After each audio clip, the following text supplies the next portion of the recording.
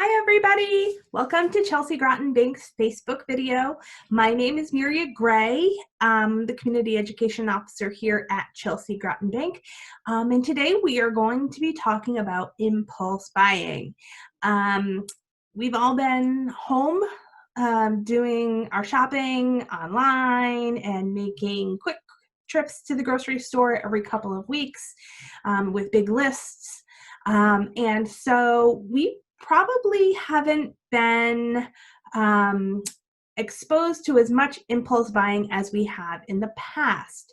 So today we're going to talk about what is impulse buying and how can we avoid it. So impulse buying is when you go to the store and something is not on your list, but you decide that you absolutely need it right now.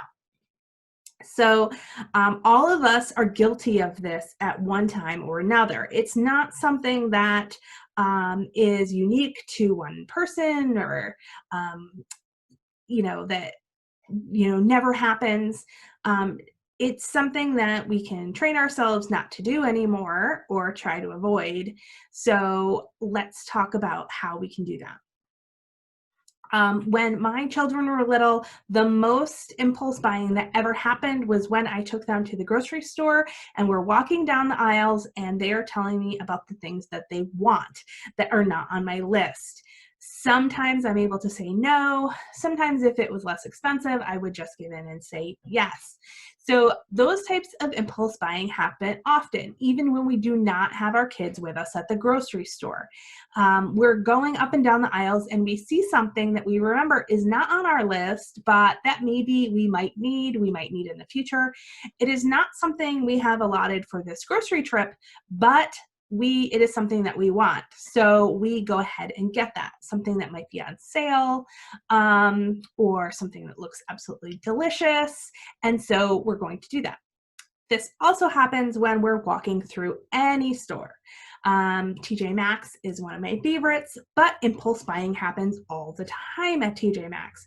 For me, I can't go in and then come out with the one thing I went for. I usually come out with a couple of more items.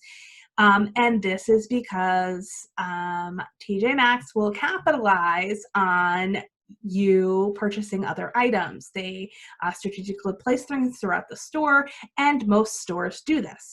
So how can we avoid doing it?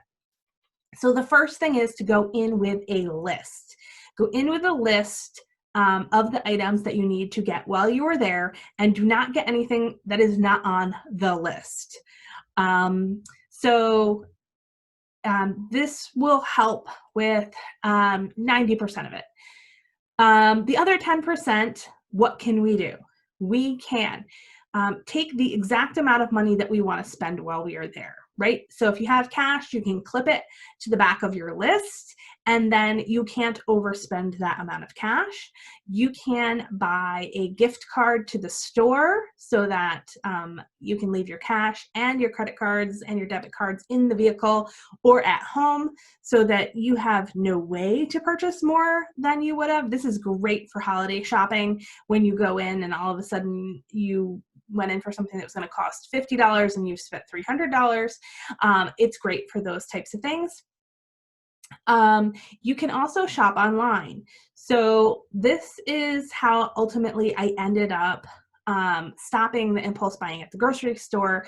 I shopped at Peapod, or now I use Instacart, and it is a little bit more expensive overall, but I do save money in the long run because I'm not buying that handful of extra items that I didn't need. I'm putting in my cart what I want. I can see exactly how much it's going to cost me, and then somebody else goes and does the shopping for me, and then it's driven to my house. So I, with the savings on gas plus the impulse shopping, I end up actually saving money. So that is one way to go ahead and do that. But list making and taking set amounts of cash or buying gift cards is a great way to help avoid the impulse buying. The other thing is that you could say to yourself is that I don't need this right now. If I go home and then decide while I am there that I really need it, I can always come back tomorrow. and get it. And 90% of the time, you are going to talk yourself out of that purchase by the time you leave the store. So those are some really helpful hints and tips. I hope it was useful for you. And so go out and start making your lists. Have a great day, and we'll see you tomorrow. Bye-bye.